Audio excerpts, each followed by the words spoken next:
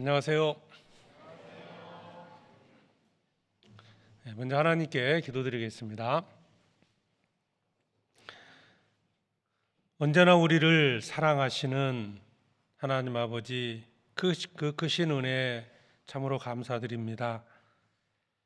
하나님을 알지 못하고 죄악 가운데 살았던 저희들, 세상 어떤 곳에 마음을 품고 살아왔던 저희들, 주께서 말씀으로 불러 먼저 하나님을 알게 해주시고 우리를 구원하시기 위해서 이 땅에 예수 그리스도를 보내주시고 우리가 받아야 할 저주와 심판을 대신 받으심으로 우리의 모든 죄를 씻어주시고 구원해 주신 은혜에 감사드립니다.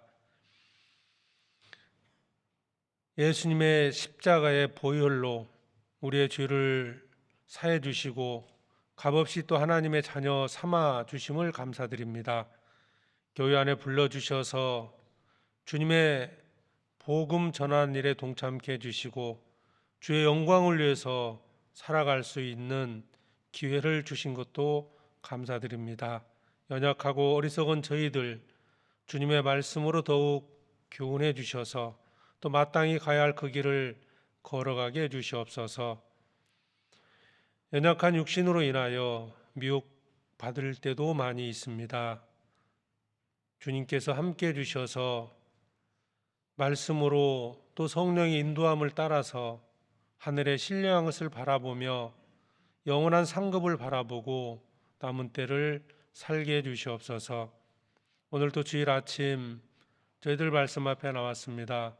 마땅히 깨닫고 알아야 될 것들을 또 오늘의 말씀을 통해서 나타내 주시고 말씀을 마음에 새기고 순종하는 가운데 하나님의 영광을 나타나게 해주시옵소서. 함께하지 못한 주님의 귀한 자녀들 어느 곳에 있든지 지켜주시고 다음에 함께 말씀 앞에 나올 수 있도록 그 여건을 또 허락해 주시기를 간구합니다. 여러 가지 어려움은 있지만 묵묵히 믿음을 지키며 살아가는 모든 형제 자매들 말씀으로 또 위로해 주시고 주님을 만났을 때 우리 모두가 또 칭찬받는 자들이 되도록 함께 해 주시옵소서. 이 시간 오직 주 성령님께 부탁을 드립니다. 우리를 사랑하시는 예수 그리스도의 이름으로 기도드립니다. 아멘. 성경 빌립보서 4장을 찾겠습니다.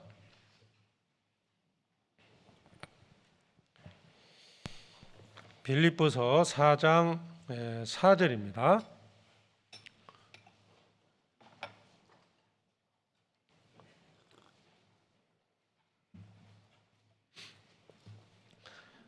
신약성경 322페이지 빌립보서 4장 4절입니다. 한 절만 같이 읽겠습니다. 주 안에서 항상 기뻐하라. 내가 다시 말하노니 기뻐하라. 어제 하계 수양회 준비 총회가 있었습니다. 이제 수양회 준비를 해야 되는데요. 어제도 이제 많은 분들이 오셔서 기도하고 여러 가지 이제 준비를 했는데요. 이미 이제 광고된 대로 우리는 이제 6차 하계 수양에 참석을 하게 되는데 그 외에 이제 7번의 수양회가 있기 때문에 전도하실 분들 기도 가운데 준비하시고 수양회를 통해서 또 많은 분들이 구원받았으면 좋겠습니다. 미리 이제 마음에 좀 준비를 하셔야 될 것 같고요. 3박 이제 4일이기 때문에 금토일월입니다. 그래서 자꾸 이제 가급적 그러니까 나는 가급적 아니고 이런 분도 계신 것 같아요. 하여튼 모든 분들이 금일부터 월요일까지니까요. 휴가를 좀 내셔서 전일 이렇게 참석을 했으면 좋겠습니다. 자꾸 이제 이게 뭐 나 한 명 정도야 해서 이렇게 빠지다 보니까 월요일 날 뭐 어차피 돌아오는 날이니까 이렇게 생각하시고 이제 빠지다 보니까 이제 봉사하는 인원이 많이 줄기도 하고요. 뭐 덩달아서 이제 전도된 분들도 이제 따라가기도 하고 뭐 이렇습니다. 그래서 꼭 이번에는 금토일월 전체를 좀 참여하는 것을 목표로 세우시고 그렇게 기도해 주시고 그렇게 준비했으면 좋겠습니다. 아무튼 수양회에 모두가 참석해서 전도 내지는 또 봉사 해서 기쁨이 되는 수양회가 됐으면 좋겠습니다. 자, 오늘은 우리 그리스도인의 기쁨에 대해 좀 생각해 보려고 합니다. 이제 기뻐한다라고 했을 때, 기쁘고 즐겁게 산다고 했을 때, 기쁨의 내용이 뭐냐를 보면은 그 사람의 어떤 가치관이나 믿음에 대해서 알 수가 있을 건데요. 뭐 어린애들이 즐거워하는 거하고 또 어른이 즐거워하는 건 다르지 않습니까? 뭐 어린애들은, 집에 애들은 부모가 지금 어떤 심정인지, 가정에 어떤 일이 생겼는지도 모른 채 그냥 이제 즐거워할 수 있습니다. 그러나 이제 어른들의 내용은 좀 다르잖아요. 기뻐하는 내용들이. 어쨌든 사람은 누구나 이제 기쁘고 이렇게 즐겁게 살아가기를 원합니다. 그런데 그렇게 사는 것은 쉬운 일이 아니죠. 성경에 항상 기뻐하라. 우리 이제 계속 듣고 있잖아요. 기뻐하라.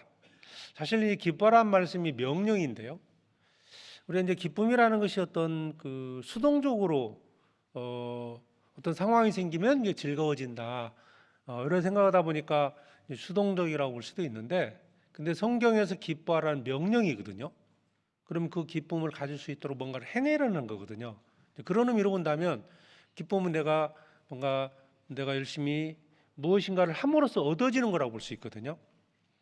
여기 말씀에 있는 것처럼 성경에서는 기뻐하라. 데살로니가 전서에도 항상 기뻐하라 말씀하고 있고요. 여기에는 4절에 보면 주 안에서 항상 기뻐하라. 주 안에서. 생각해 보죠. 기뻐하라. 끝까지 읽어보면 기뻐하라가 있습니다. 항상 기뻐하라. 또 나아가서 주 안에서 항상 기뻐하라. 기쁨이라는 건 뭐 누구나 가질 수 있죠. 근데 항상 기뻐할 수 있느냐?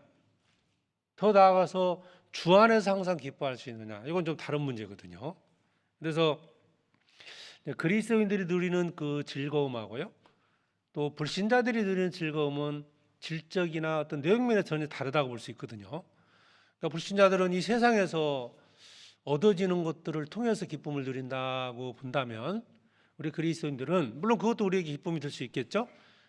그런데 우리 하늘에 소망이 있기 때문에 그 소망을 바라보면서 어떤 그 기쁨을 누린다고 이렇게 볼 수 있습니다. 그러니까 영적인, 육신적인 어떤 만족도에 따라서 다르잖아요. 그러니까 불신자들은 그냥 육신적인 만족을 가지고 기뻐한다고 본다면, 우리는 이제 영적인 것들, 신령한 것들을 바라보면서 이제 그것이 만족함으로써 얻어지는 이제 기쁨이라고 볼 수 있거든요. 이것이 주 안에 누리는 기쁨입니다. 그러니까 주 안에서 항상 기뻐하라라고 했을 때, 구체적으로 주 안에서 기뻐하는 것이 뭘까? 우리가 자주 듣잖아요. 주 안에서 기쁨을 가져야 된다. 그러면 그냥 내가 일상적으로 누리는 기쁨하고 주 안에서 누리는 기쁨이 어떤 차이가 있을까? 요거 좀 오늘 생각해 보려고 하는데요. 오늘 이 빌립보서에는 그런 내용들이 좀 설명이 되어 있습니다. 그래서 빌립보서를 중심으로 해서 주 안에서 누리는 기쁨이 어떤 것인지 이걸 좀 말씀드리도록 하겠습니다. 우선 항상 기뻐하라. 이제 4절 다시 보죠. 주 안에서 항상 기뻐하라. 내가 다시 말하노니 기뻐하라. 항상 기뻐하라. 주 안에서 항상 기뻐하라. 그러면 우리에게 이제 말씀하는 바는, 성경에서 기쁨을 가지라는 말씀은 결국 주 안에서 항상 기뻐하는 거거든요. 주 안에서. 그러니까 이제 불신자들, 일반인들이 갖는 것, 기쁨을 누리라.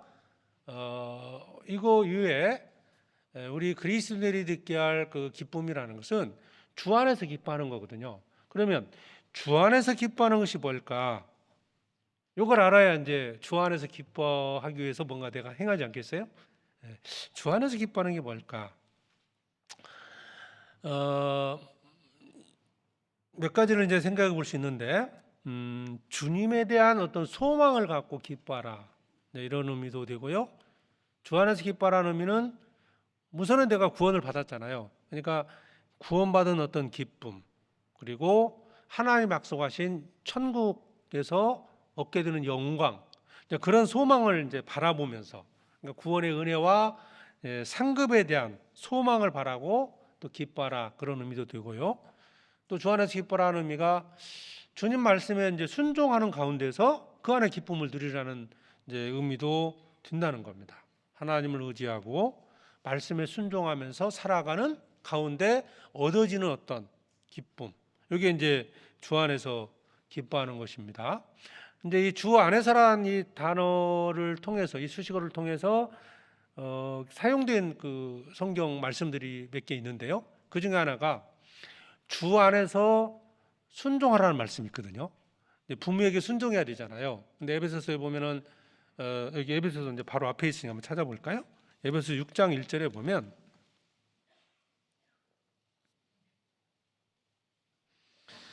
6장 1절에 자녀들아 너희 부모를 주 안에서 순종하라 이것이 옳으니라. 자, 부모에게 순종하라. 이건 당연히 해야 될 일이죠. 뭐 불신자든 그리스도인이든 간에 모든 사람은 자기 부모에게 순종하는 것이 맞아요. 근데 그리스도인들에게 특별히 주문하는 것은, 명령하는 것은 주 안에 순종하는 거예요. 그럼 이 주 안에 순종한다는 의미가 뭘까요? 아버지가 뭐 너는 절대 하나님 믿으면 안 돼, 너는 절대 교회 나가면 안 돼, 요것까지 순종하라는 뜻은 아니잖아요. 주 안에서라는 하나님의 말씀의 범주 안에서 부모에게 순종하라는 뜻입니다. 그래서 하나님을 믿지 말라는 것까지 순종하는 의미가 아니기 때문에, 그러면 우리가 주 안에서 항상 기뻐하라, 어떤 의미일까요? 이것도 이제 주님 말씀에 이제 순종하는 가운데서 기쁨을 누리는 게 주 안에 기뻐하는 거거든요. 내가 말씀에 불순종하면서 하나님의 뜻과는 전혀 관계없는 삶을 살면서 내가 기쁘다? 이건 사실은 옳지 않은 거예요. 그건 뭐 그리스도인이 갖는 올바른 기쁨은 아니라는 겁니다. 내가 어떤 때 기뻐하는가, 또 나는 어떤 일로 인해서 슬퍼하는가, 이걸 보면 그 사람의 어떤 믿음, 어떻게 보면 그 추구하는 어떤 삶의 목적, 이런 것들을 뭐 알 수 있다고 봅니다. 그래서 이제 우리는 주 안에서 항상 기뻐하라는 말씀은 첫 번째로는 이제 주님이 나를 구원해 주신 은혜가 있잖아요. 그리고 또 상급에 대한 약속이 있습니다. 그러니까 그 주님의 은혜에 보답하는 어떤 그 삶을 통해서 누리는 기쁨, 이를 볼 수 있고, 말씀에 순종하는 거, 이런 것들이 주 안에서 항상 기뻐하는 거거든요. 그러니까 사랑의 관계가 맺어지면 그 어떤 기쁨의 내용도 달라진다고 볼 수 있거든요. 그러니까 이제 우리가 어떤 육체적으로 일하는 거 힘든 일이잖아요. 일을 하면서 기쁠 수는 없거든요. 근데 엄마가 자녀들을 위해서 뭔가 음식을 준비하고 힘들게 일을 한다. 또 부모가 밖에 나가서 열심히 힘들고 땀 흘려서 일을 하는 가운데서도 기쁨을 가질 수 있는 것은, 그런 걸 통해서 자녀들에게 뭔가 양육할 수 있고, 자녀들을 양육할 수 있고, 자녀들이 필요한 것들을 공급할 수 있기 때문에 그런 걸 희생하면서 기쁨을 누릴 수 있잖아요. 그러니까 사랑의 관계가 맺어지면 기쁨의 내용도 분명히 달라집니다. 비록 부모가 자신이 고통을 받더라도 자녀들이 기쁨을 누린다면 그 안에서 기쁨을 얻는 것이 이게 부모의 기쁨이지 않습니까? 마찬가지로 그리스도인들은, 이제 구원받은 자들은 하나님의 사랑을 깨달은 거예요. 주님이 나를 대신해 십자가에 죽으심으로 내 죄를 영원히 사해 주시고 구원해 주셨습니다. 나 같은 사람을 위해서 하나님이, 창조주 하나님이 독생자를 보내셔서 십자가에 피 흘려 죽게 하셨다. 그로 말미암아 내가 구원받고 천국에 갈 수 있는 소망을 얻게 된 겁니다. 그러면 우리가 주 안에서 기뻐한다는 게 뭘까요? 그러면 뭔가 내가 비록 육신적으로 힘들어져도, 내가 고통을 받아도 하나님이 기뻐하시는 일로 내가 기쁨을 누리는 것, 이게 주 안에서 기뻐하는 겁니다. 그러니까 주 안에서 항상 기뻐하라는 말씀의 의미가 세상이 주는 어떤 그 기쁨, 뭐 보통 이제 구원받지 못한 이제 불신자들이 누리는 그런 종류의 기쁨만을 의미하는 것은 절대 아니라는 거예요. 나는 어떤 때 가장 기뻐해요. 내가 생각할 때 어떤 일이 생기면 나는 가장 기쁠까? 아마 대부분 이제 형제님들은 지금 기도하고 있는 그 가족들이 구원받을 때 가장 기쁠 것이다, 기쁘다고 생각하고 있지 않겠습니까? 내 사랑하는 남편이, 내 자녀가, 내 부모가 구원받았으면 하는 그런 소망을 갖고 있지 않습니까? 지금 기도하고 있는데 그렇게 그분들이 이제 구원을 받게 되면 너무너무 기쁘지 않겠어요? 근데 만약에 믿음이 없는 분들은 어떤 때 가장 기쁠까요? 예? 뭐 주식이 많이 올랐거나 뭐 집이 많이 올랐거나 뭐 이러면 재물이 많아진 것으로 기뻐하지 않겠어요? 예? 생각해 보세요. 나는 지금 어떤 때 기쁠까? 그래도 그냥 좋은 집 한 채 얻는 것이, 예? 가족 구원받는 것보다 더 기쁘다면 그 조금 뭔가 다른 생각을 갖고 사는 거 아니겠어요? 예. 그러니까 주 안에서 기뻐하라는 말의 의미는 이제 그런 뜻을 이제 포함하고 있다는 겁니다. 나는 무엇으로 인하여 기뻐하는가? 그 내용을 살펴볼 때 그 사람의 믿음을 알 수 있다. 오늘 주일이잖아요. 전화가 왔어요. 그래서 이왕 친구가, 세상 친구가요, 오늘 좋은 음식 한번 사주겠다고 전화가 왔어요. 기뻐요? 근심해야 돼요? 아이고 잘 됐다. 오늘 교회 가서 봉사도 있었는데 바자회 하느라 공사 고생하는데, 이제 그게 기쁘다면 뭔가 그 비밀이 다르다는 거죠. 이런 걸 가지고 주 안에서 기뻐하라라고 말할 수는 없잖아요.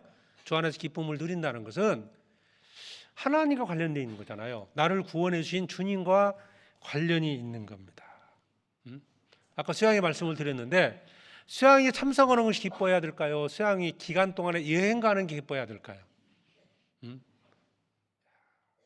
하나님이 나를 특별히 고생한다고 여행 티켓을 주셨다, 이렇게 가야 되는 게 맞을까요? 네? 뭐 그런 건 아닐 겁니다. 그래서 우리에게도 이런 일이 얼마나 생길 수가 있거든요. 나는 과연 무엇으로, 어떤 일로 기뻐해야 될까? 그것을 추구할 때 누리는 기쁨이 있어요. 그래서 기뻐하라 명령하는 겁니다. 감정이잖아요, 기쁨이라는 것은. 근데 기뻐하라 해서 기뻐해지는 건 아니잖아요. 그러면 내가 추구하는 것이 무엇이냐? 내가. 그러니까 성경에서 말씀하시는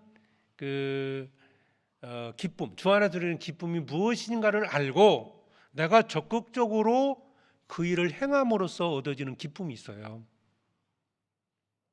이게 우리 보편적으로 이제 구원받은 그리스도인이라면 같아야 돼요. 이 마음이 같아야 되는데,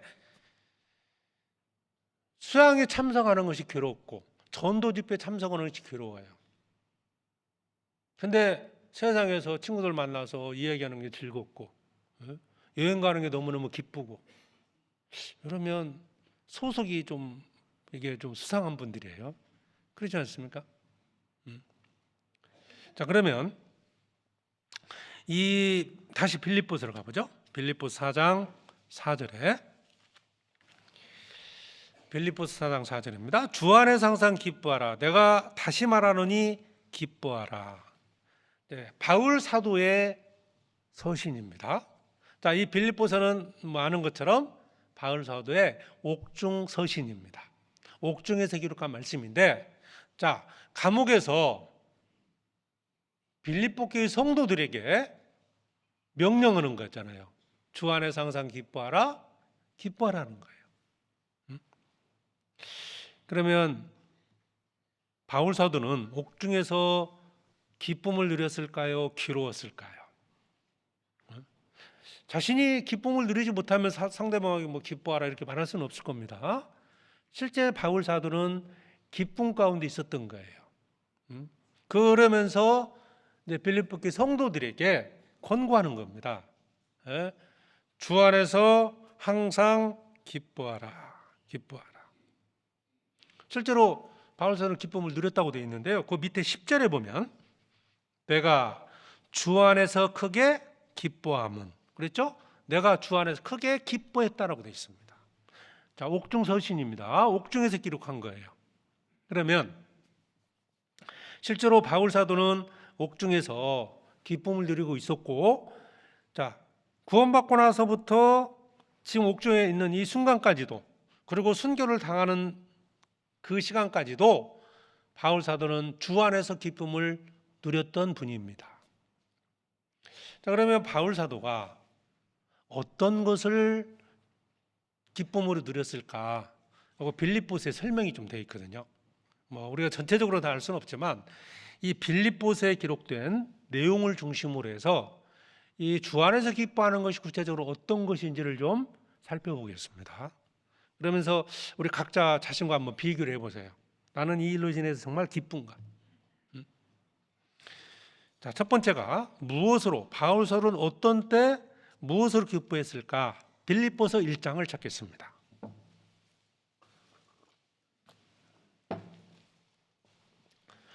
빌립보서 1장 3절입니다. 내가 너희를 생각할 때마다 나의 하나님께 감사하며 간구할 때마다 너희 무리를 위하여 기쁨으로 항상 간구함은. 바울 사도가 이제 이 서신 처음에 하나님 앞에 그 빌립보 교회 성도들을 위해서 기쁨으로 항상 간구했다, 기도했다고 말씀하고 있어요. 그러니까 이제 바울 사도가 옥중에 있지만 빌립보 교회 성도들이 하나님 앞에 잘 되기를 기도했는데 기쁨으로 간구했다 그랬어요. 기쁨으로 간구함은 왜 바울 사도가 빌립보 교회 성도들을 위해서 그렇게 기뻐하면서 기도했을까? 그 이유가 그 다음 절에 설명되어 있죠. 5절 함께 읽겠습니다. 첫날부터 이제까지 복음에서 너희가 교제함을 인하합니다. 빌립보 교회 성도들이 복음에서 교제했기 때문입니다. 즉 이 말씀은 그들이 구원을 받고 지금까지 교회 안에서 함께 교제한 것을 기뻐했던 겁니다. 이게 기쁨의 이유예요. 그러면 이것은 바울 사도만 누리는 기쁨이 아니라 구원받은 모든 그리스도인들은 이 구원받은 이후에 교회 안에서 함께 교제하는 것이 바로 주 안에서 누리는 기쁨이라는 거예요. 구원받으면 교제에서 함께하고 교제하는 것을 기뻐한 자가 된다는 거예요. 구원받지 못한 분이 구획모임 와서 2시간 동안 앉아있는 게 쉬울까요? 어려울까요? 대단히 어려울 겁니다. 구원받지 않은 분이 이 1시간 반 설교를 듣는 것이 대단히 어려운 거예요. 못 견딥니다. 그러니까 첫 번째로 우리가 주 안에서 누리는 기쁨이 뭐냐? 구원받고 함께 교제하는 겁니다. 그러면 주 안에서 항상 기뻐하라라는 명령은 무슨 뜻일까요? 교제에 동참함으로써 기쁨을 누리라는 뜻이거든요. 명령이잖아요. 기뻐하라. 너가 집에서 가만히 앉아 있으면 기뻐하라 했으니 기뻐하자 해서 기뻐해지는 것은 아니라고 그랬죠? 그럴 수는 없는 거예요. 그럼 우리는 어떤 때 기쁨을 누릴 수 있을까? 바로 교제에 동참하는 겁니다.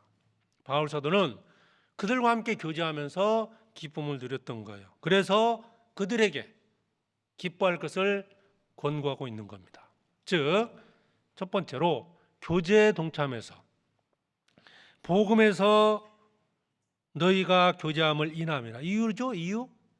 왜 그들을 위해서 기쁨으로 간구했을까? 네? 그들이 구원받고 모든 성도들이 교회 안에서 함께 교제했기 때문에 그런 거예요. 복음에서 교제했다. 복음의 교제. 즉 복음을 전하고 함께 교제하면서 하나님의 사랑을 서로 간증을 통해서 나누고 하나님의 은혜에 대해서 또 간증을 통해 서로 나누면서 거기서 기쁨을 누렸던 겁니다. 형제자매들 구원받은 분들은 서로 만나는 것 자체가 기쁨 아닙니까? 어떠세요? 교제 나오는 것이 불편하십니까? 아니면 교제하는 것이 기쁘십니까? 오늘 교회 나오시는 게 힘들었습니까? 빨리 오려고 새벽부터 일어나셨습니까? 이 구원받은 사람과 구원받지 않은 사람 차이가 이런 거거든요. 왜 그러냐면 이 교제는 주님이 성도들을 불러서 교제케 하셨기 때문에 그런 거예요. 고린도전서 1장입니다.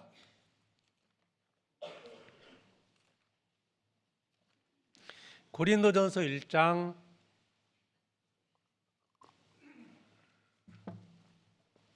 9절에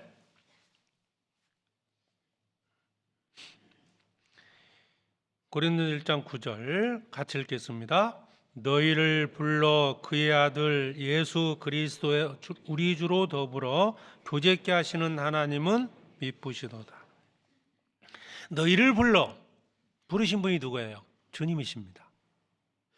우리가 내 의지를 갖고 온 것 같지만 사실은 하나님의 말씀을 통해서 구원받고 주님이 교회 가운데 우리를 부르셨고 우리는 그에 순종한 거예요. 너희를 불러, 자, 중요한 것이 성도들만 있는 게 아니에요. 여기에 그의 아들 예수 그리스도 우리 주로 더불어 교제케 하시는 하나님, 이 가운데 주님이 계십니다. 그러니까 주님이 거하시는 곳이 교회잖아요. 그 안에 성도들이 함께 모여 교제하고 있어요.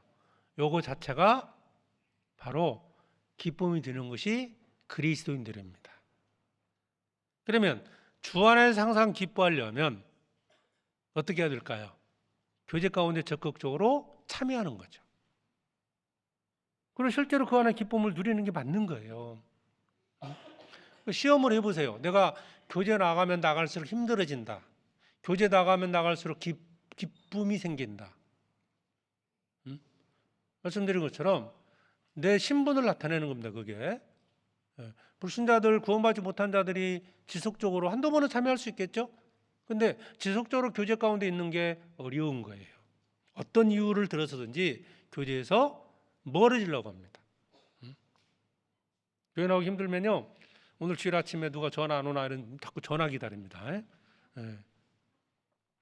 집회 참석하기 힘들어지기 그게 부담이 되기 시작하면 오늘 야근 안 하나 자꾸 그런 생각 드는 거예요. 이 속일 수 없는 겁니다. 스스로 이건 물론 본인만 알 거예요. 그런데 교제 나가는 것이 정말 짐이 되고 힘들어진다. 물론 원인도 있을 수는 있어요. 그러나 그것을 극복하는 게 믿음인 거고, 교회 나오는 게 불편해질 수도 있어요. 관계가 좀 좋지 못하면, 어려움이 생기면, 어떤 불평이 생기면 그럴 수도 있어요. 그러나 그것을 극복하는 게 믿음인 거예요. 그 안에 기쁨을 누리는 거거든요.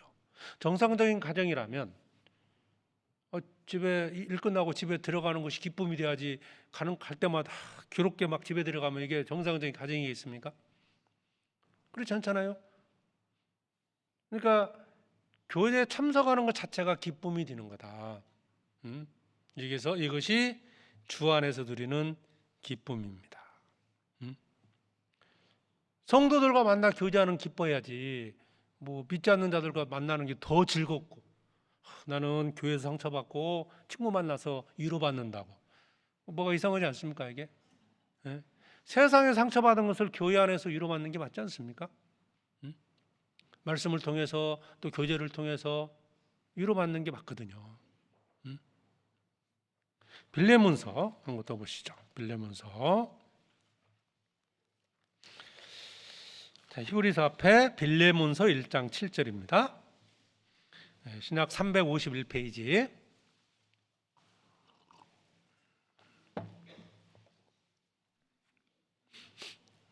빌레몬서 1장 7절에 형제여 성도들의 마음이 너로 말미암아 평안함을 얻었으니 내가 너의 사랑으로 많은 기쁨과 위로를 얻었노라. 이제 바울 사도가 이 빌레몬이라는 그 그리스도인들에게 주는 서신이잖아요. 그러니까 형제여, 빌레몬을 가리키는 거죠. 성도들의 마음이 너로 말미암아 평안함을 얻었으니 내가 너의 사랑으로 많은 기쁨과 위로를 얻었노라. 형제의 사랑으로 인해서 많은 기쁨과 위로를 얻었다. 이게 주 안에서 누리는 기쁨이에요. 이방인들을 통해 누리는 기쁨, 그것도 필요하겠죠. 그러나 주 안에서 항상 기뻐하는 것은 성도들의 사랑을 통해서 얻어지는 기쁨이에요.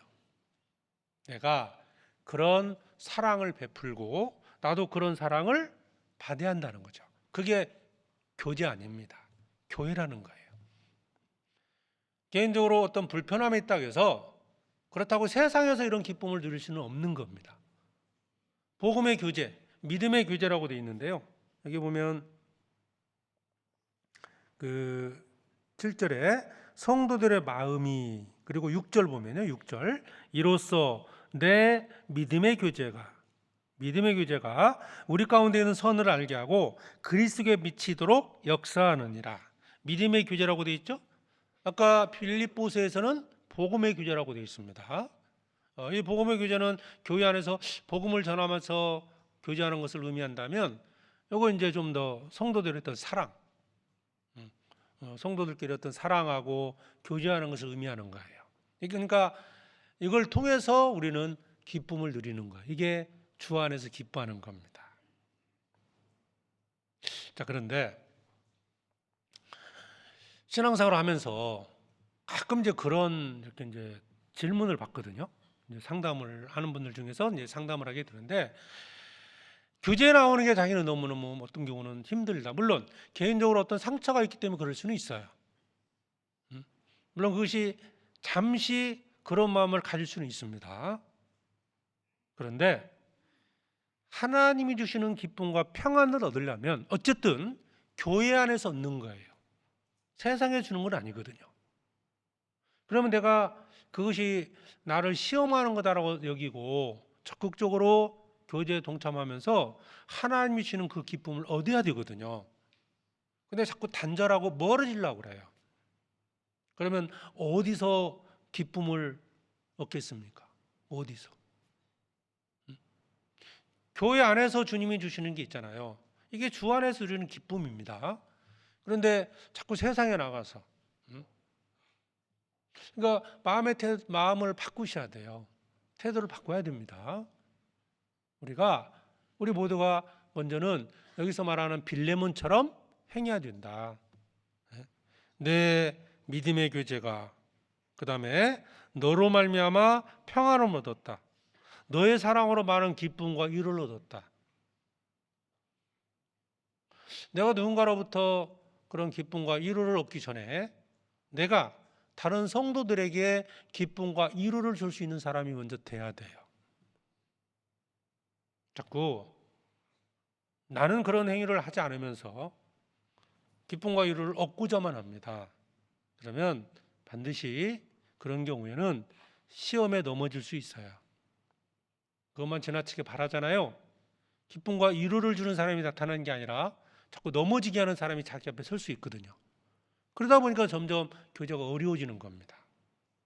빌레몬처럼 기쁨과 위로를 주는 사람이 되고, 그러면 하나님은 틀림없이 나에게 기쁨과 위로를 주는 성도들을 더 만나게 하고 교제케 하는 거예요. 우리는 교회 안에서 기쁨을 누려야 됩니다. 즉, 주 안에서 항상 기뻐하라.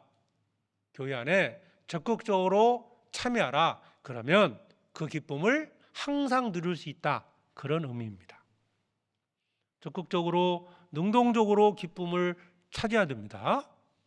천국은 침노하는 자의 것이라고 그랬죠? 누구든지 구원받을 수 있어요. 그러나 내가 의지를 갖고 찾지 않으면 천국에 갈 수 없습니다. 주님이 주시는 평강도, 주님이 주시는 기쁨도 마찬가지입니다. 마음에 기쁨이 없어요? 왜 그럴까요? 왜? 마음에 평강이 없습니까? 왜 그러겠습니까? 주님이 약속했거든요. 평안을 주시겠다, 기쁨을 주시겠다 약속을 하셨거든요. 근데 내가 누리지 못하는 이유가 어디 있겠어요? 나 자신에게 있다는 걸 아셔야 돼요. 내가 그 기쁨을 얻도록 적극적으로 참여하지 못하고 있다는 겁니다. 성도들을 만나면, 구원받은 형제 자매를 만나면 기뻐해야 하는 게 정상적이지 않습니까? 근데 기뻐요, 슬퍼요? 자신의 문제 있는 거예요. 자신에게. 근데 자신에게 문제가 있다는 생각을 전혀 안 해요. 제가 문제고, 여기는 아닙니다. 제가 문제고, 이렇게 내가 이제 그냥 하는 거예요. 그렇게 생각하면 안 된다는 거예요. 누가 문제예요? 내가 문제인 거예요. 주님이 교회를 세우시기 이 안에 기쁨을 누리도록 교회 형제자매를 부르셨잖아요. 그러면 내가 적극적으로 그 기쁨을 누려야 된다. 주 안에서 항상 기뻐하라. 자신의 생각과 마음이 맞지 않는다고 교제에 점점 멀어지면 그러면 어디에서 누구와 교제할 것이고 어디서 무엇으로 기쁨을 얻겠습니까? 기뻐할 수 있어요? 세상 것으로 기뻐하는 사람이 그 세상 사람이지 구원받은 사람이겠습니까? 우리는 주 안에서 항상 기뻐해야 됩니다. 그러기 위해서는 먼저 교제 가운데 동참을 해야 됩니다. 적극적으로 참여해 보셔요. 마음을 열고. 그러면 그 안에서 위로받고 사랑받고 기쁨을 누리는 거예요. 세상과 교제하는가? 아니면 성도들과 교제하는가? 성도들과 함께 교제하면서 형제들과 함께 교제하면서 복음을 전하는데 그 복음을 전하면서 누리는 기쁨이 주 안에서 기뻐하는 겁니다. 다른 데 찾으면 안 됩니다. 숭늉은 어디가 차지해야 돼요? 집에서 차지할 거 아니에요. 우물가에서 숭늉 찾을 수는 없잖아요. 숭늉 내놓으라고요? 우물에서? 거기는 없습니다. 없어요. 그런 것처럼 세상에서 우리가 주 안에서 기쁨을 누릴 수는 없는 겁니다. 그냥 기쁨은 있을 수 있어요. 그냥 기쁨은.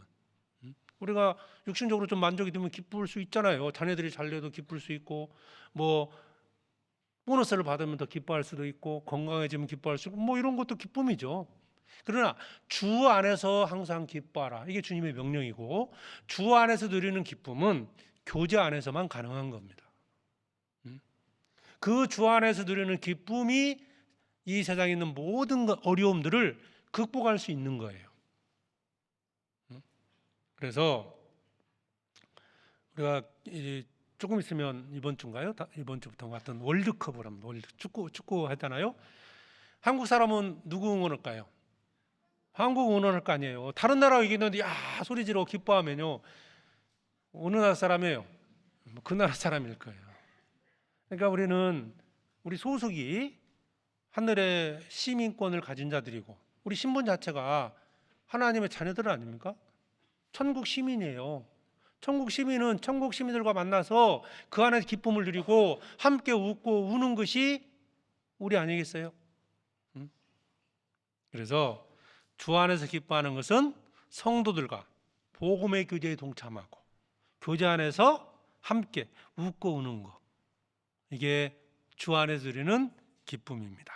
자, 두 번째 빌립보서 1장 다시 봅니다.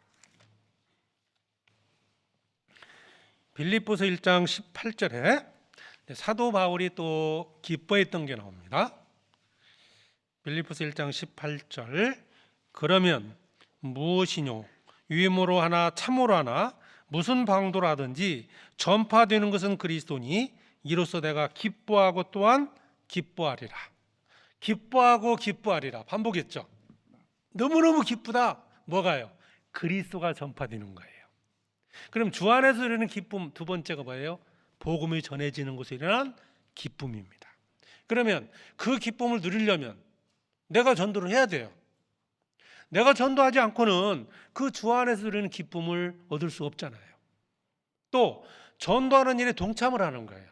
내가 직접 전도하지 않더라도 뭐 구역 식구나 형제님들이 전도할 때 함께 적극적으로 동참해서 기도하고 함께 봉사하면서 전도하면 그 기쁨을 얻을 수 있어요. 여기 1장 18절에 사도 바울이 기뻐했던 거 기뻐하고 기뻐하리라. 뭐 때문에 그랬죠? 유임으로 하나 참으로 하나 무슨 방도라든지 전파되는 것은 그리스도니 전파되는 것은 그리스도다. 그리스도가 전파되는 것으로 인해서 바울 사도는 기뻐하고 기뻐하리라. 본인은 옥중에 있었습니다. 그런데 옥중에 갇히니까 오히려 이제 다른 성도들이 열심히 복음을 전했던 거예요. 그게 기쁨이 된 거예요. 그리고 자기는 그 감옥 안에서 또 다른 사람을 전도를 했습니다. 이게 감옥에 갇혀두면 어려움이 생길 줄 알았더니 오히려 복음의 진보가 됐다. 그 1장 12절에 보면요. 형제들아 나의 당한 일이 도리어 복음의 진보가 된 줄을 너희가 알기를 원하노라. 복음의 진보가 됐다는 거죠. 나의 당한 일이 뭡니까? 감옥에 갇힌 거잖아요. 그러나 이로 인해서 복음이 전해졌습니다. 그런데 결과를 보니까 더 많은 사람들이 구원을 받는 거예요. 그게 바울 사도에게는 기쁨이었습니다. 이것이 주 안에서 누리는 기쁨입니다. 내가 핍박을 받아도, 내가 힘든 일을 당해도 내 사랑하는 가족이 구원을 받는다면 기쁨이 되지 않습니까? 우리 모든 성도들이 가지고 있는 마음이잖아요. 내가 설령 어려움에 처한다 할지라도 내 전도하고자 하는 그 가족이 구원을 받는다면 나는 기뻐할 수 있다. 기뻐하고 기뻐하리라. 그러니까 복음이 전해지는 곳 인해서 기뻐하는 사람이 바로 주 안에서 기뻐하는 사람입니다. 근데 대부분 그런 기쁨을 우리가 누리고 있잖아요.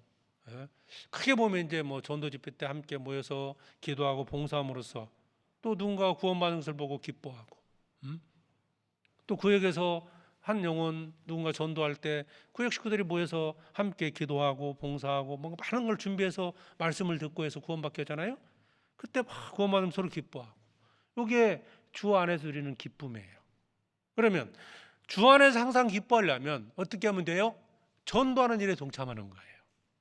명령이라고 그랬잖아요. 내가 전도하지 않고는 이 기쁨을 절대 얻을 수 없는 거예요. 다른 기쁨은 얻을 수 있지만 사도 바울이 여기 말씀한 것처럼 기뻐하고 기뻐하리라, 그 기쁨은 전도하지 않고는 절대 얻을 수 없는 기쁨입니다. 그 기쁨을 누리고 계세요? 그 기쁨을 누리려면 전도하셔야 됩니다. 그리고 전도하는 일에 동참하시면 돼요.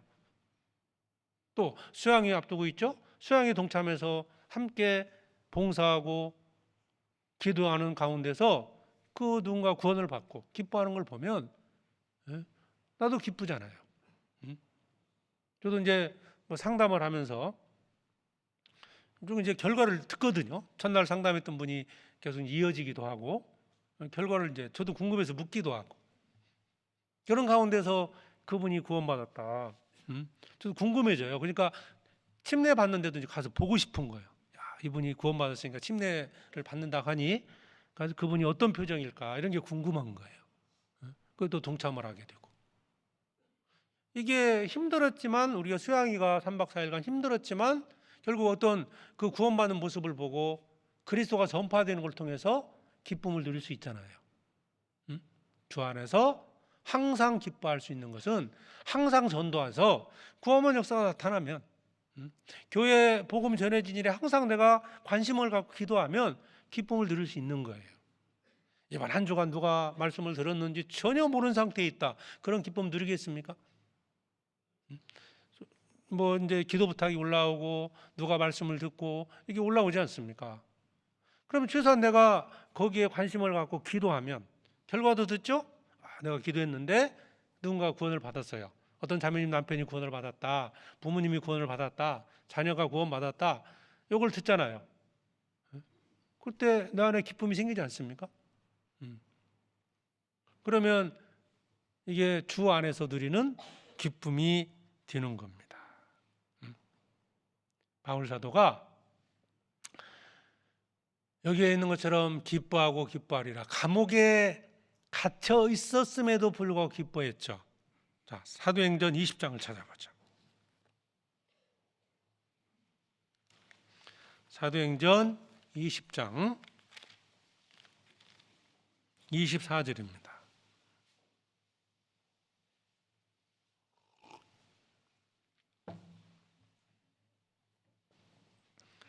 사도행전 20장 24절 같이 읽겠습니다. 나의 달려갈 길과 주 예수께 받은 사명 곧 하나님의 은혜의 복음 증거하는 일을 마치려 하면은 나의 생명을 조금도 귀한 것으로, 자, 감옥에 갇힌 것뿐 아니라 생명조차도 귀하게 여기지 않았다. 그러니까 삶의 목적이 복음 전하는 거였잖아요. 내 생명보다도 복음 전하는 일에 더 가치를 두었기 때문에, 그러면 한 영혼이 구원받을 때마다 얼마나 기쁘겠습니까? 그러니까 복음을 전하고자 하는 어떤 삶의 목적, 그리고 복음을 전하는 일에 내가 동참을 하게 될 때, 또 한 영혼을 정말 귀하게 여길 때, 그럴 때 구원받는 사람이 나타날 때 기쁨이 드는 거예요. 그런데 뭐 전혀 생각이 없거나 관심이 없다면요, 이 기쁨을 누릴 수는 없다는 겁니다. 잠언 24장에 보면 사망으로 끌려가는 자라고 되어 있어요. 구원받지 못한 자를. 사망으로 끌려가는 자다. 그냥 두면 결국은 지옥에 갑니다. 자, 그러면 이게 내 사랑하는 자녀가 구원받지 못한 채 지금 사망으로 끌려가고 있다. 그런데 내가 과연 기뻐할 수 있겠냐 이 말이에요. 육신적으로 세상적으로 잘 돼가고 있어요. 기쁘다. 그런데 그 영혼은 지금 사망으로 끌려간다. 육신적으로 잘 되는 것 자체를 뭐 슬퍼할 이유는 없죠. 그것도 기쁨이 듭니다. 그런데 그보다는 더 그 영혼을 생각한다면 또 한편에는 근심이 돼야 되고, 그것을 위해서 더 많은 노력을 해야 한다는 거예요. 그냥 육신적으로 세상적으로 잘 되는 것에 대해서만 만족하고 살아가요.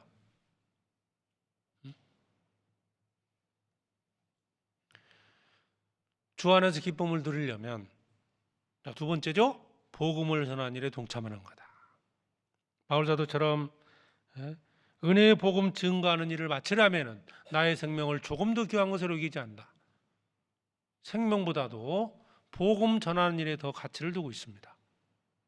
그러니까 죽어도 한 영혼이 구원을 받는다면 바울 사도는 기뻐한 겁니다. 그러니까 감옥에 갇혔어도 나는 지금 자유몸은 아니지만 복음이 그리스도가 전파되는 것으로 인해서 나는 기뻐하고 기뻐하리라 라고 말씀한 겁니다. 로마서 9장에도 보면 사도 바울이 근심했던 것이 있었다. 뭐냐? 그 동족들이 구원받는 겁니다. 사도 바울에게 큰 근심이 있고 그리스도에게서 끊어질지라도 원하는 바다. 그게 뭐냐? 바로 유대인들이 구원받는 겁니다. 그러니까 그런 마음이 있었기 때문에 항상 눌림이 있었고, 뭐 세상 것으로 많은 것들을 얻는다 하더라도 재물이 많아지고 뭐 이런 것들로 인해서 기뻐했겠습니까? 그런 것들은 필요한 것이니까 뭐 주어진다면 얻으면 되지만, 그러나 내 마음에서는 기쁨이 사라진 거예요.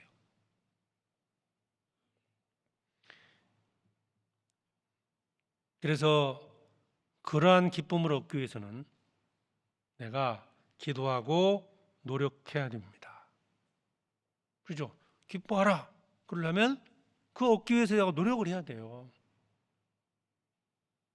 적극적으로 전도하는 일에 동참을 해야 됩니다. 그러면 복음을 전하면서 누리는 기쁨, 그런 기쁨을 지금 누리고 있습니까? 기쁨이 없는 거예요. 그러면 내가 그런 기쁨을 누리지 못하면요, 주 안에 누리는 기쁨을 내가 잃어버린 거죠. 내가 교제에서 멀어지고 있다? 주 안에 누리는 기쁨을 잃어버린 거예요. 기쁨을 찾으셔야 됩니다. 전도해야 됩니다. 그래서 전도 집회나 수양회 함께 동참하는 것으로 우리는 기뻐하는 겁니다. 이것이 주 안에서 기쁨이고, 불신자들이 구원받는 것으로 인하여 기뻐하는 것이 주 안에서 기뻐하는 것이다. 이 두 번째입니다. 또 빌립보서 보겠습니다. 빌립보서 2장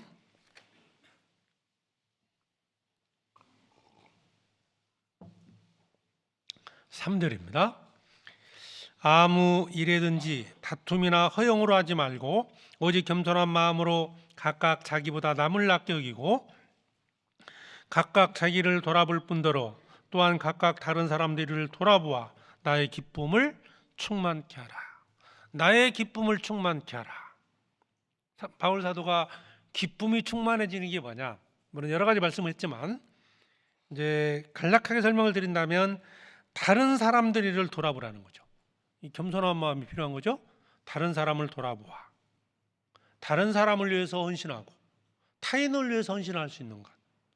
이게 바로 주 안에서 드리는 기쁨입니다. 그러니까 이제 이 내용은 빌립보 교회 성도들이 자신을 위해 살지 말고 다른 형제 자매를 위해서 헌신하고 살아라. 겸손한 마음을 가져야 되고 자기 일도 열심히 해야 되지만 다른 사람을 돌아봐서 나의 기쁨을 충만케 하라 라고 말씀을 했잖아요. 그러니까 바울 사도 이미 자신은 다른 사람을 돌아보면서 기쁨을 누리고 있었던 것이고, 그와 같이 빌립보 교회 성도들도 그렇게 살면 너희도 기쁠 것이고 나도 그로 인해서 기뻐할 수 있다는 거예요. 그럼 여기서 말씀하는 거 뭘까요? 다른 사람을 돌아보는 겁니다. 타인을 위해서, 자기를 위해 사는 게 아니에요. 구원받은 자들은 주님을 위해서 사는 겁니다. 또 하나는 잃어버린 영혼들, 형제 자매들을 위해 사는 거예요. 왜냐하면 여기 빌립보서 2장 그 뒤에 넘어가면요, 바울 사도가 어떤 모습으로 살았는지를 설명해 주셨어요. 17절에 빌립보서 2장 17절 18절을 같이 읽겠습니다. 만일 너희 믿음의 재물과 봉사 위에 내가 나를 관제로 드릴지라도 나는 기뻐하고 너희 무리와 함께 기뻐하리니 이와 같이 너희도 기뻐하고 나와 함께 기뻐하라. 기뻐하라, 기뻐하라 4번이 나오죠. 나는 기뻐하고 기뻐하리라. 무엇 때문에요? 너희 믿음의 재물과 봉사 위에 나를 관제로 드릴지라도, 즉 빌립보 교회 성도들이 믿음이 성장한다면 자기가 죽더라도 그 말이에요. 관제로 드린다는 것은 제사 때 포도주를 드리는 거거든요. 즉 포도주가 부어지는 것처럼 자기 생명이 희생되는 것을 의미하는 겁니다. 빌립보 교회 성도들의 믿음이 성장하는 데 도움이 된다면 바울 사도는 기꺼이 자기 목숨을 바칠 수 있다. 그리고 나는 이것을 기뻐한다는 거예요. 그러면 주 안에서 드리는 기쁨이 뭐예요? 자기를 위해 사는 거예요? 타인을 위해 사는 거예요? 타인을 위해서 희생하는 겁니다. 특히 형제 자매를 위해서 돌아보는 거예요. 그죠? 여기에 아까 이제 2장 4절에 다른 사람들의 일을 돌아보아. 그렇죠? 다른 사람들의 일을 돌아본다는 게 뭐예요? 형제 자매를 위해서 희생하고 헌신하는 것을 말하는 겁니다. 형제 자매를 섬기는 거예요. 그것이 주 안에서 누리는 기쁨이에요. 나의 희생으로 말미암아 어떤 형제 자매들이 기쁨이 되고 형제 자매들의 믿음이 성장한다면 그로 인해서 누리는 기쁨, 그러지 않습니까? 그 기쁨을 누리는 사람이 주 안에서 기뻐하는 사람입니다. 형제 자매를 섬기고 교회를 섬기는 기쁨. 육신적으로는 힘들죠. 그죠? 그런데 기쁨이 있어요. 왜? 누군가가 도움을 받고 그 누군가가 믿음이 성장하고 그 누군가가 구원을 받을 수 있기 때문에 그런 겁니다. 우리 시대 내 떡 내가 먹고 네 떡 네가 먹어라. 여기 좀 많아지고 있습니다. 그러나 성경의 가르침은 그게 아니에요. 내 떡을 상대방에게 주는 거예요. 그러면 다른 형제자매들도 내게 떡을 주시지 않겠어요? 물론 그걸 바랄 필요도 없어요. 그 자체가 기쁨이 되는 거예요. 주님은 반드시 갚아 주십니다. 이제 교회의 작은 모습, 사랑의 관계로 맺어진 것이 교회, 또 하나가 가정이잖아요. 가정. 세상에 있는 모든 모임은요, 이해관계로 맺혀진 것입니다. 사랑의 관계로 맺어진 게 가정이잖아요. 그런데 가족들끼리는 서로 희생하면서 기쁨을 누리지 않습니까? 대표적인 게 부모의 사랑이잖아요. 부모가 자녀들을 희생하면서 기쁨을 누리잖아요. 자녀들을 돌아보면서 기쁨을 누리잖아요. 왜? 사랑 때문에 그런 거예요. 구원받은 자들은 주님의 사랑을 받았고 주님을 사랑하는 자들이 함께 모인 것이 교회예요. 구원받은 자에게 주신 명령이 뭡니까? 내가 너희를 사랑하고 같이 너희도 서로 사랑하라. 너희가 서로 사랑하면 너희가 내 제자인 줄 알게 될 것이다. 그러니까 주 안에서 누리는 기쁨이 뭐냐? 바로 형제 자매를 위해서 희생하는 거예요. 그 안에 누리는 기쁨이에요. 주 안에서 항상 기뻐하라. 반복적으로 말씀드립니다. 명령입니다. 그러려면 내가 형제 자매를 위해서 적극적으로 희생해야 된다. 그러면 그 기쁨을 누리게 됩니다. 자, 임원이 아닐지라도요. 뭐 이런 일을 주로 이제 임원들이 많이 하고 계신데, 임원이 아닐지라도 얼마든지 서로 돌아보고 섬길 수 있어요. 실제로 형제자매들 그런 분들이 많이 계셔요. 예? 그 많은 성도들의 희생이 있었기 때문에 복음이 전해지고 누군가가 믿음이 성장합니다. 그리고 기쁘잖아요. 내 희생을 통해 누군가 구원받았어요. 기쁨이 되죠? 내가 믿음에 연약한 자를 위해서 임원들이 열심히 찾아가서 신방하고 했는데 어느 날 말씀을 들었는데 어쨌든 깨닫고 나서요. 갑자기 막 적극적으로 이제 복음 전하면서 교제에 딱 붙었어요. 기쁨이 돼요? 슬퍼요? 기쁘잖아요. 너무 기쁘지 않습니까? 그걸 보면서 보람이 있는 거예요. 그게 주 안에서 누리는 기쁨입니다. 봉사하고 뭐 하는 데 있어서 기분 좋으면 하고 기분 나쁘면 안 한다. 그건 세상에서 하는 거죠. 가족들끼리 서로 뭐 가정에서 기분 좋으면 하고 기분 나쁘면 안 한다. 그럼 밥 먹겠어요, 가족들이? 엄마는 뭐 자기 기분과 상관없이 해요. 막 가끔씩은 빼먹을 수는 있지만, 근데 대부분은 그렇게 하지 않습니까? 왜? 사랑의 관계 때문에 그런 거예요. 나는 비록 힘들지만, 아들이 밉기는 하지만 그래도 밥은 먹어라. 챙겨주잖아요.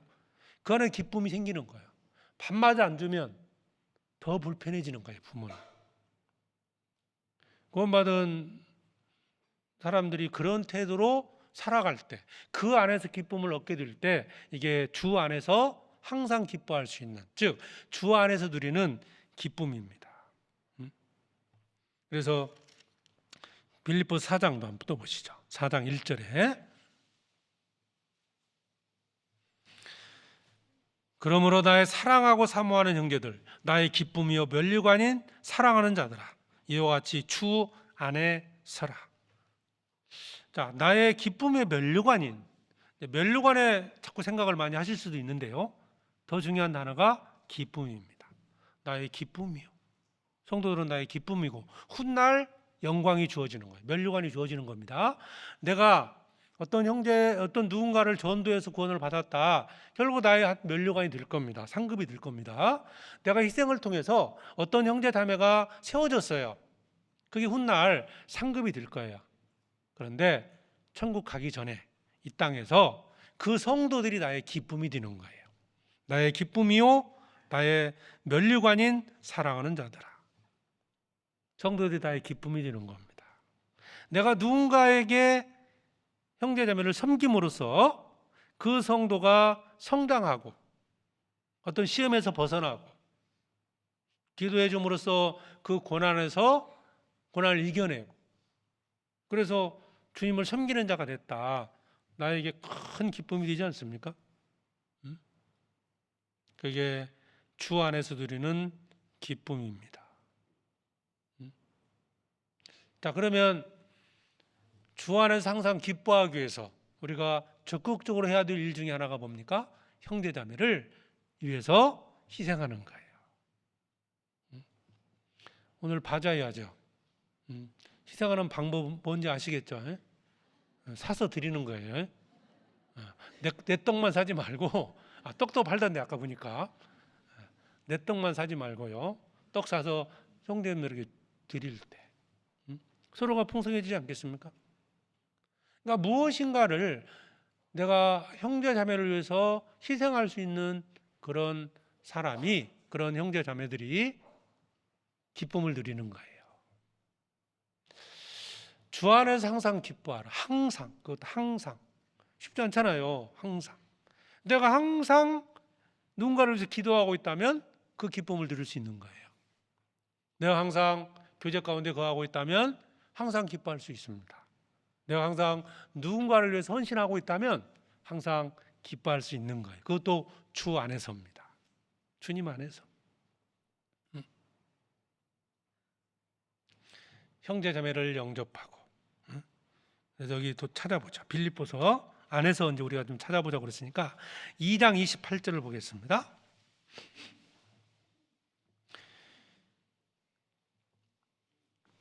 28절에 그러므로 내가 더욱 급히 저를 보낸 것은 너희로 저를 다시 보고 기뻐하게 하며 내 근심도 덜려 함이니 이러므로 너희가 주 안에서 모든 기쁨으로 저를 영접하고 또 이와 같은 자들을 존귀 여기라.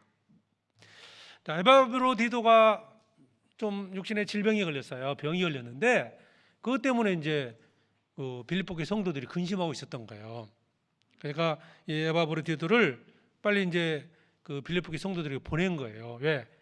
그 보면은 너무 기쁨이 되지 않냐 이 말이죠. 왜냐하면 병 들었을 때 막 기도해 줬는데 근심하고 있었던 거거든요. 정말 건강해졌을까? 뭐 지금처럼 뭐 전화하면 금방 해결될 문제인데 그때는 그런 게 없잖아요. 직접 가야 알아요. 직접 가야 건강해졌구나. 얼마나 기뻐하겠습니까? 내가 기도했던 사람이 건강 회복을 해서 이 건강해졌다. 그걸 볼 때 얼마나 기쁘겠습니까?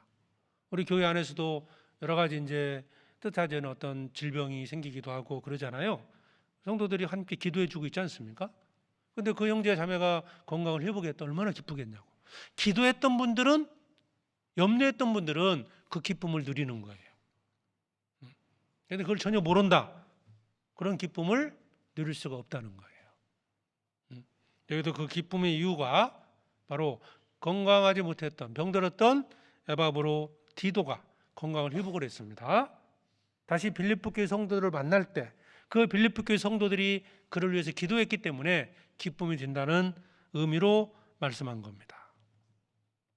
로마 15장의 1절에 보면 우리 연약 강한 자가 마땅히 연약한 자의 약점을 담당하고 자기를 기쁘게 하지 아니할 것이라. 자기를 기쁘게 하는 게 아니라 연약한 자의 약점을 담당하는 거다.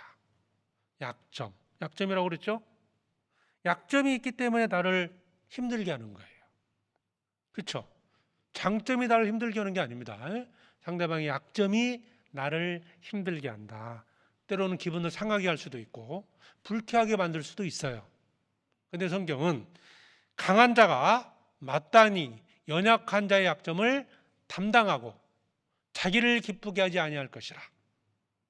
그럼 누구를 기쁘게 해야 돼요? 형제 자매, 타인을 기쁘게 하는 거예요. 그런 삶을 살 때 기쁨을 누리는 거예요. 주 안에서 누리는 기쁨입니다. 우리가 주 안에서 항상 기뻐하라 말씀하고 있기 때문에 그런 기쁨으로 살아야 하지 않겠습니까? 이건 세상에서 얻을 수 있는 게 아니에요.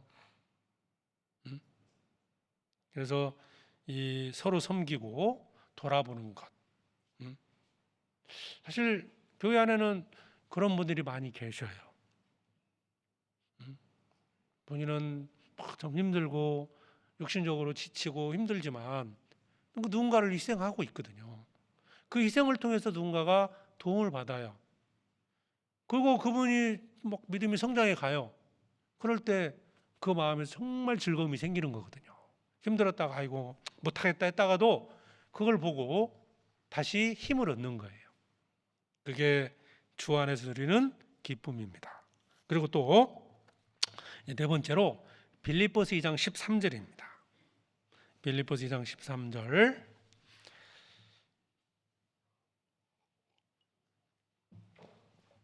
너희 안에서 행하시는 이는 하나님이시니 자기의 기쁘신 뜻을 위하여 너희로 소원을 두고 행하게 하시나니.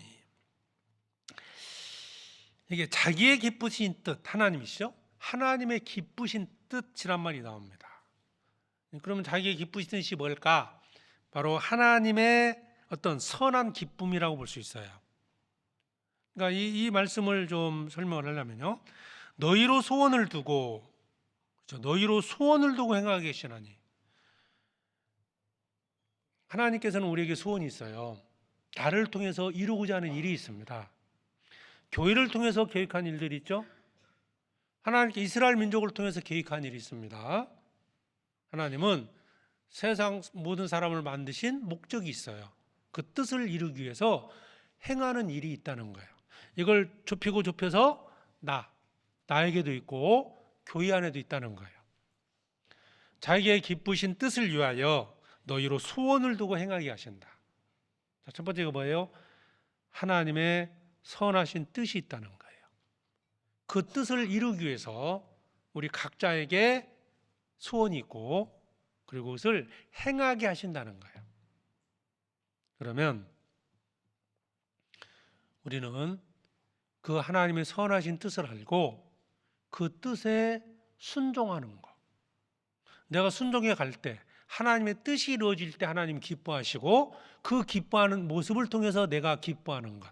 이게 주 안에서 누리는 기쁨입니다. 그러니까 이것도 이제 주님을 위해서 하는 거잖아요. 아까는 이제 형제 자매를 섬기는 쪽이었다면 이건 하나님을 섬기는 거예요. 자기의 기쁘신 뜻을 위하여. 우리는 하나님이 내 안에 역사하셔서 하나님의 선하신 뜻을 이루는 것으로 기뻐해야 됩니다. 우리 각자에게 하나님이 계획한 일이 있다는 거 아시죠?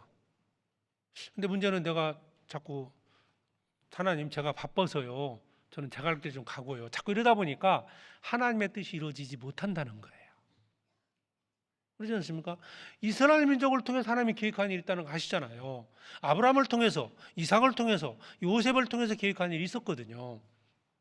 그러면 나를 통해서 계획한 일이 없을까요? 있습니다. 그런데 우리가 주 안에서 항상 기뻐하기 위해서는 그 뜻을 알고 내가 그 말씀에 그 뜻에 순종하는 가운데 하나님의 뜻을 이루는 거예요. 그러기 위해서는 뭐가 필요할까? 14절 모든 일을 원망과 시비가 없이 하라. 태도입니다.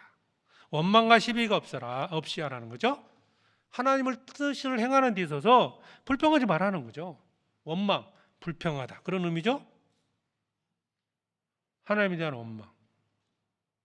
또 성도들끼리의 어떤 원망과 시비, 불평, 논쟁, 다툼을 말하는 거예요. 다투지 말고 원망하지 말고. 그러니까 두 가지 측면이 다 나타나죠. 이스라엘 백성들이 광야에서 하나님께 불평과 원망을 했을 때 하나님께만 하는 게 아니죠. 모세에게 했던 겁니다. 백성들 사이에 서로 무슨 논쟁이 됐던 거예요. 한편은 야 우리 가나안 땅에 들어가자.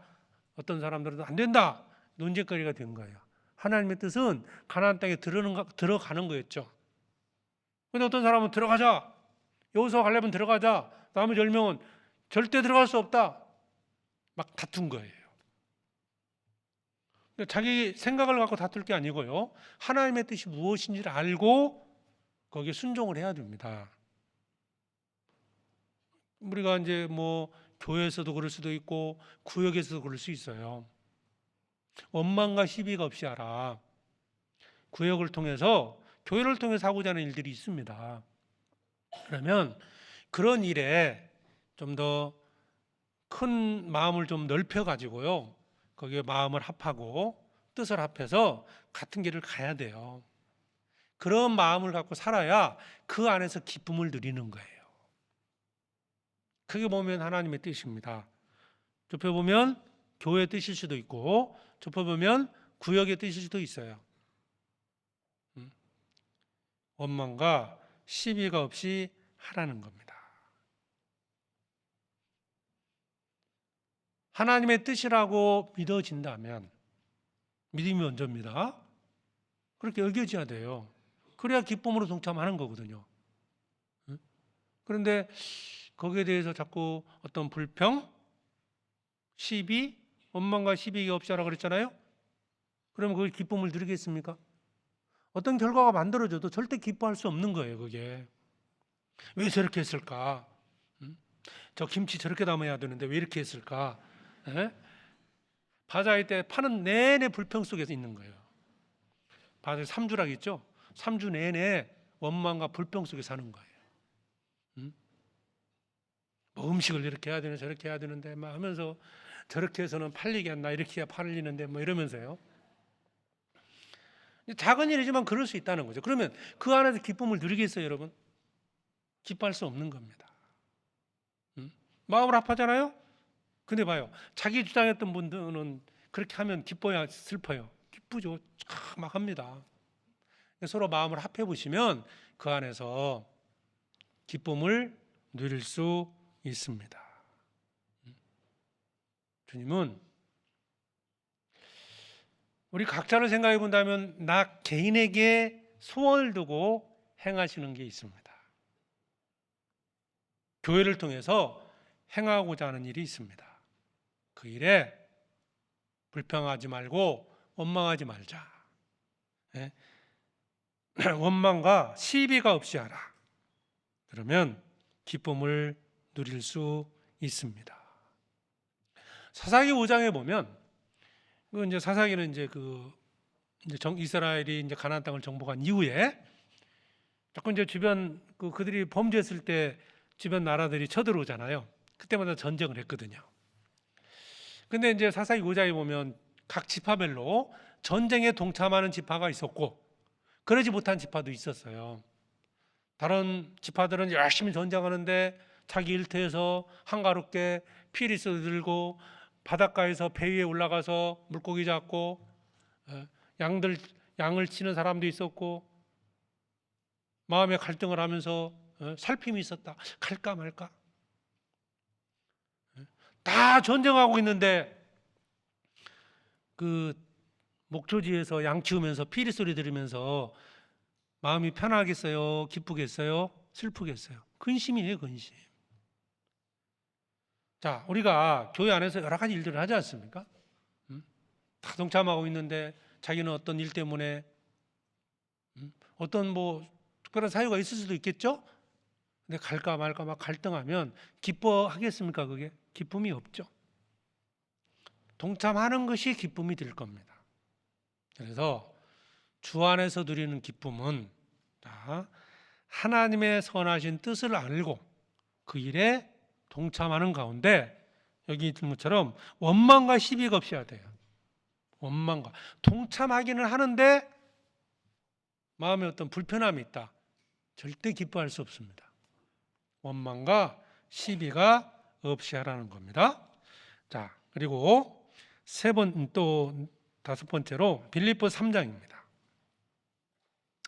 빌립보서 3장 1절에 정말로 나의 형제들아 주 안에서 기뻐하라. 너희에게 같은 말을 쓰는 것이 되기는 수고로움이었고 너희에게는 안전하니라. 자, 주 안에서 기뻐하라. 또 반복해서 말씀하고 있죠. 자, 그런데 여기에는 직접적으로 나타나 있지 않아요. 주 안에서 기뻐하는 게 뭘까? 3장 1절부터 16절까지를 이렇게 좀 쭉 보면은 사도 바울이 기쁨을 누렸던 것이 어떤 것인지를 알 수 있습니다. 그 중에 이제 하나가 3절에 보면요. 하나님의 성령으로 봉사하며 그리스도 예수로 자랑하고 육체를 신뢰하지 아니하는 우리가 곧 할례당이라. 자, 그리스도 예수로 자랑하고 바울 사도가 그리스도 예수로 자랑하라. 그 자랑이 기쁨이 되는 거예요. 그러면 바울 사도는 어떤 것을 목적으로 살았을까? 그러니까 복음을 전하고 자기 형도들을 위해서 헌신하고 살았던 그 모든 것들의 지향점이 뭐냐? 빌립보서 3장 13절입니다. 13절. 형제들아 나는 아직 내가 잡은 줄로 여기지 아니하고 오직 한 일, 즉 뒤에 있는 것은 잊어버리고 앞에 있는 것을 잡으려고 표대를 향하여 그리스도 예수 안에서 하나님이 위에서 부르신 부름의 상을 위하여 쫓아가노라.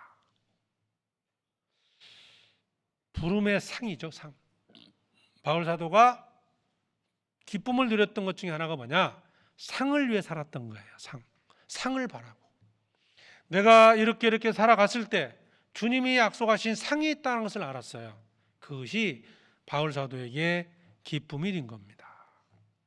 우리가 구원받는 거 하나님이 기뻐하시죠, 그죠? 구원받는 하나님 기뻐하시잖아요.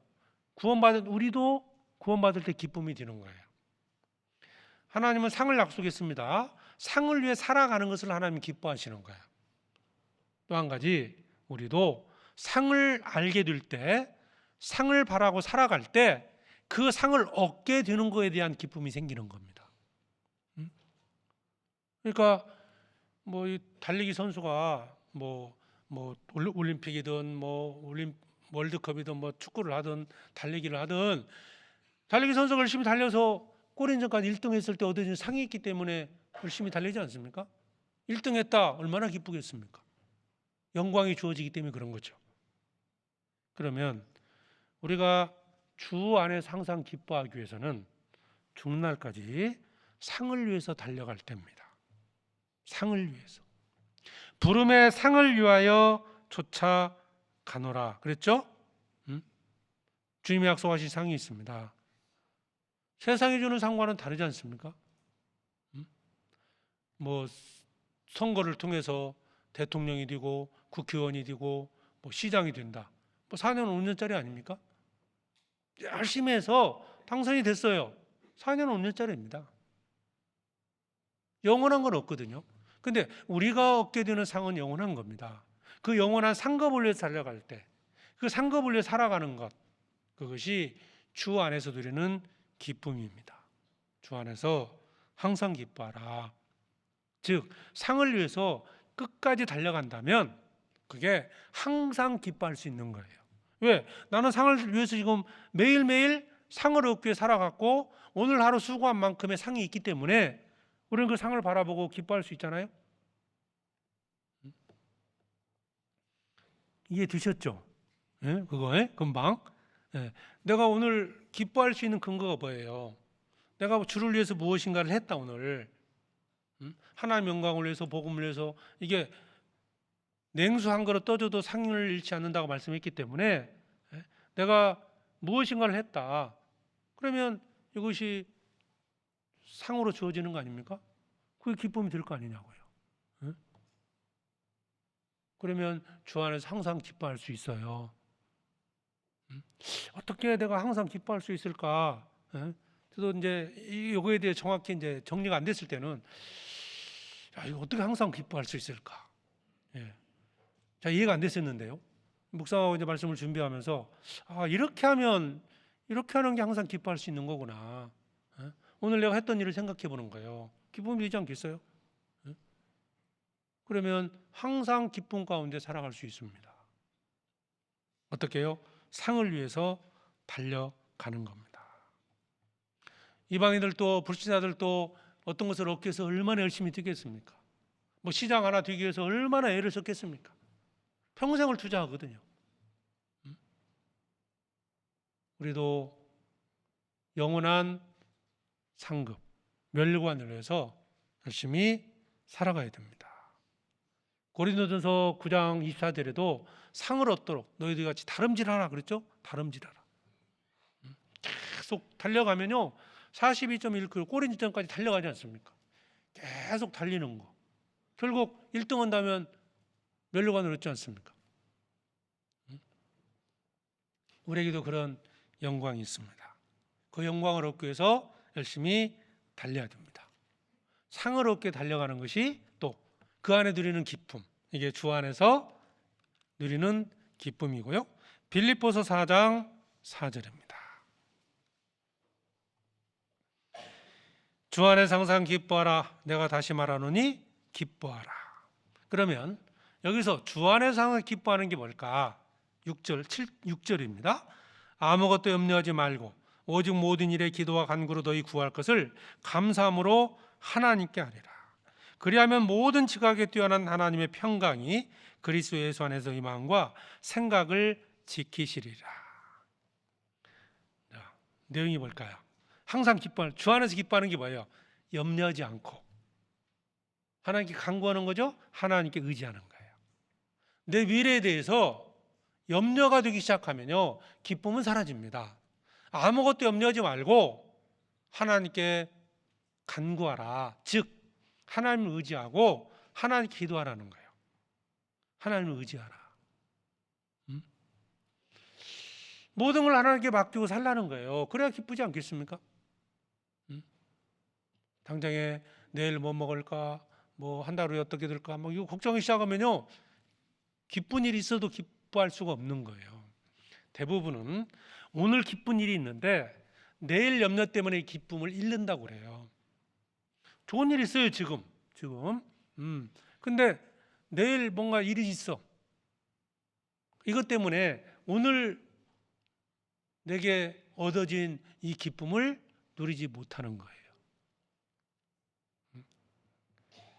이제 자매님들이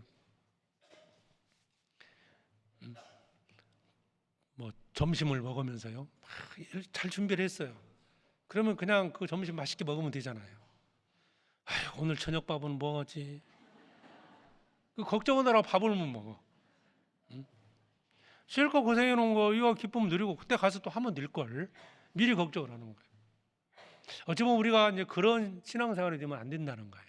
그러면 이분 아마 평생 동안 기쁨을 누리지 못하고 근심 속에 살아갈 겁니다. 아무것도 염려하지 말고 오직 모든 일에 기도와 간구로 너희 구할 것을 감사함으로 하나님께 아뢰라.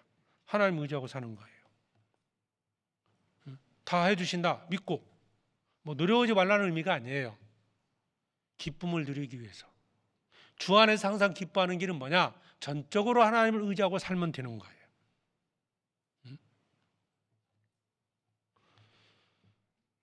세상만 바라보며 염려할 것들이 정말 많을 겁니다.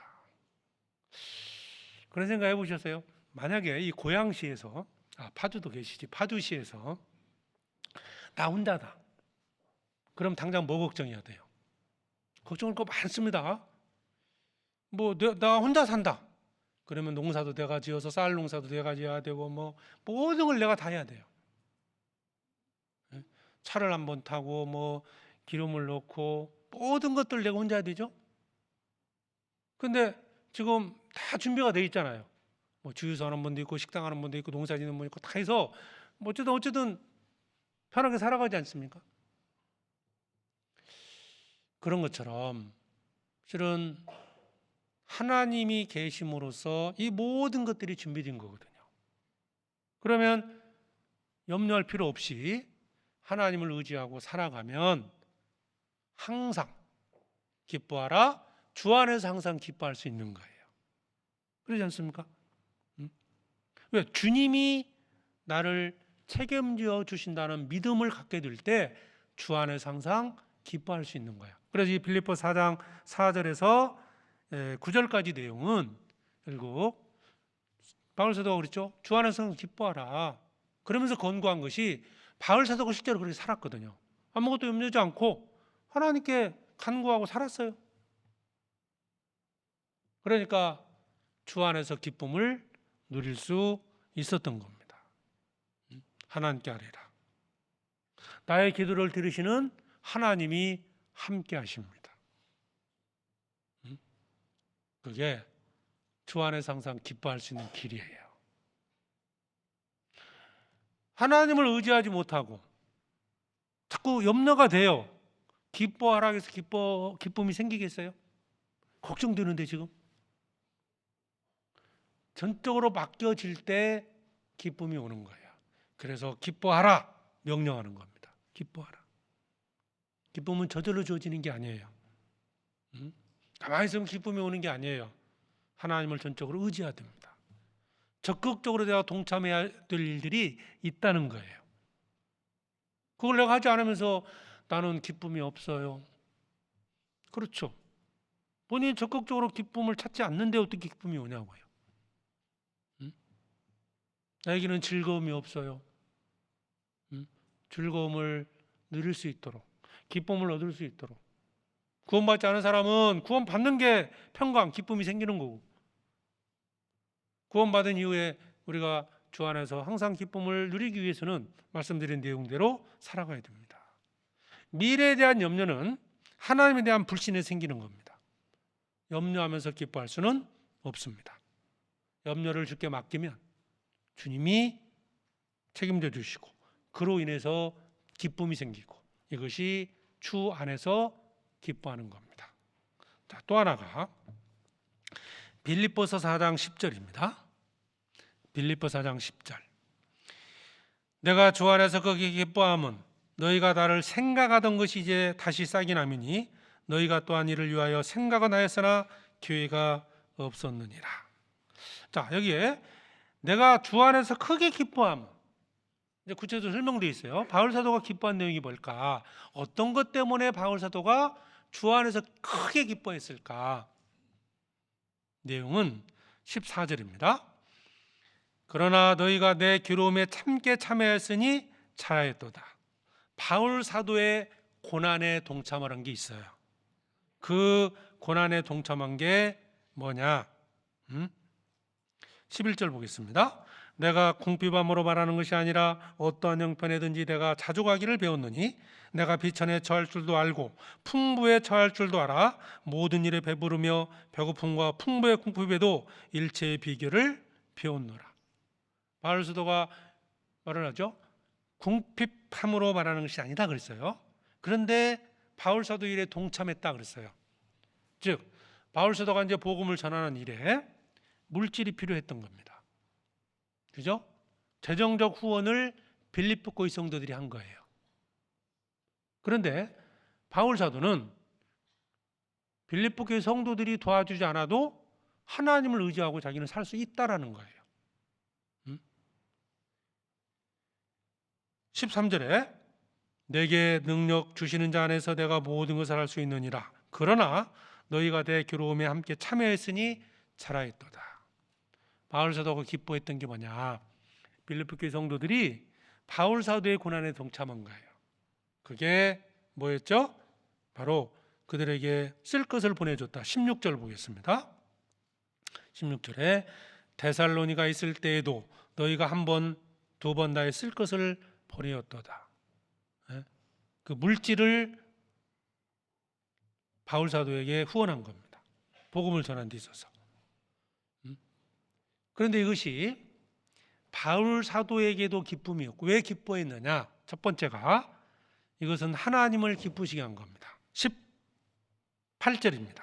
18절 내게는 모든 것이 있고 또 풍부한지라 에바브로디도 편에 너희의 준 것을 받음으로 냉자 풍족하니 이는 받으실 만한 향기로운 제물이요 하나님을 기쁘시게 한 것이라. 누구를 기쁘게 했어요? 하나님입니다. 빌립보 교회 성도들이 바울을 도왔던 그 제물이 하나님을 기쁘시게 한 거예요. 바울 사도 입장에서는 나는 없어도 문제 안 된다 그랬어요. 그런데 그 제물이 하나님을 기쁘시게 한 것이고 또 바울 사도가 기뻐했던 이유는 바로 빌립보 교회 성도들이 그런 고난에 동참했기 때문에 기뻐했던 거예요. 그들이 즐거운 마음으로 하나님께 드릴 수 있었던 것, 그 자체를 바울 사도는 기뻐했던 겁니다. 자, 그러면 우리가 제물을 하나님께 드리는 태도는 어떤 태도를 가져야 되느냐? 즐거움으로 드리는 거예요. 그렇죠? 이걸 하나님이 기뻐하시는 것이고 이걸 통해서 그 누군가에게 복음을 전하는 데 쓰임을 받기 때문에 그런 거예요. 내가 하나님께 헌금을 한다. 첫째, 하나님을 기쁘게 하는 겁니다. 이를 통해서 누군가가 구원받는 사람이 나타날 것이고 또 하나는 자신이 즐거운 마음으로 드릴 수 있는 상태. 이게 믿음이 있다는 증거거든요. 주님께 내가 은혜를 받았기 때문에 나도 주님께 드릴 수 있는 거예요. 주님의 사랑을 깨달았기 때문에 나도 주님께 헌신할 수 있는 거예요.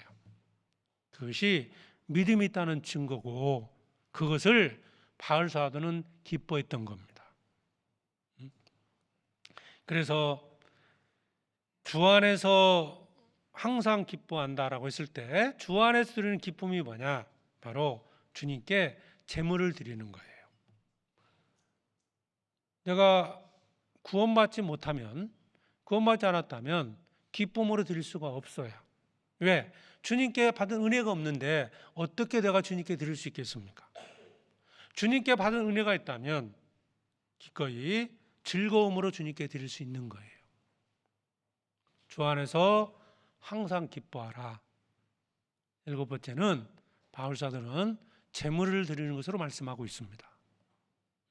그게 내가 남한테 돈을 주는 것은 아깝지 않습니까? 근데 사랑하는 자녀들에게 주는 것은 즐거움으로 줄 수 있어요. 사랑하는 관계가 맺어졌을 때 내가 희생하는 것은 그게 기쁨이 되고 즐거움이 되는 겁니다. 고린도후서 9장에 보면요, 잠깐 보시면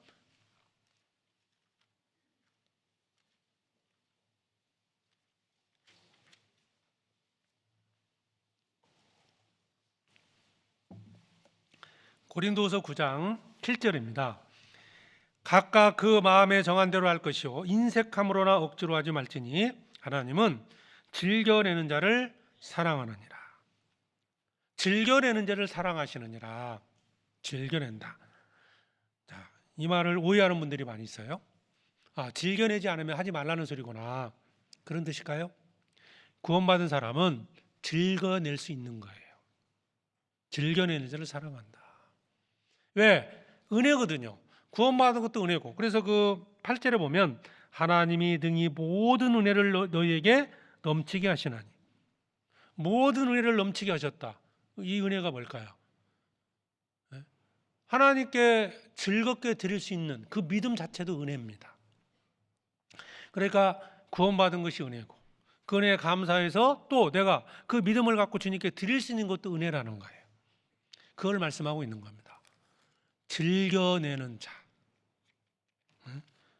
그것이 구원받은 증거이기도 하고 그게 주 안에서 드리는 기쁨입니다. 억지로 가질 수 있는 마음은 아니잖아요. 오늘부터 내가 한번 즐겁게 내보자, 이렇게 해서 되는 건 절대 아닙니다. 진실로 내 마음 가운데 그 주님의 사랑과 은혜가 믿어지고 내가 주님을 사랑하게 될 때 주를 위해서 헌신할 수 있는 겁니다. 자, 그러면 다시 빌립보서 4장을 보겠습니다.